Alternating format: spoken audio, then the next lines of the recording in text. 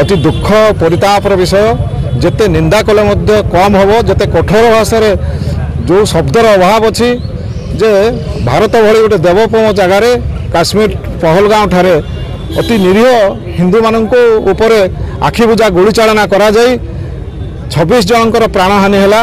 अनेक आहत होकर डाक्तरखाना चिकित्सित होती। सरकार अति गंभीरतार सह नवा कथा।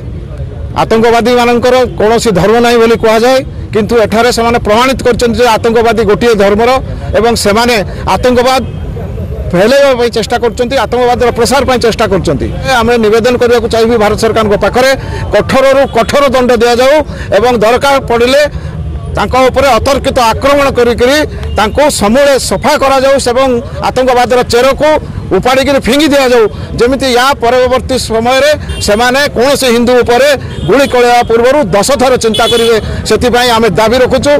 गत काली जम्मू काश्मीर पहलगाम ठारे जो नृशंस हत्या है सेठी धर्मभित्तिक जो हत्याकांड है आतंकवादी माने से जो पर्यटक स्थली को जाइए पर्यटन तो सेठी निजर धर्म पचारे जो मैंने हिंदू कहले से जगार ही नृशंस भाव हत्या होती गुड़ी कराई से 26 जन मृत्युवरण कले एवं 17 जन पाखापाखि आहत ही से चिकित्साधीन अवस्था अच्छा। आज सारा भारत वर्ष में लोकों भितर सहृदय जागरण आसू समस्ते जानतु ए दुखद घटना को एवं निज भीतर सचेतनता आसू से प्रतिवाद रे आज ये कैंडल शोभा यात्रा।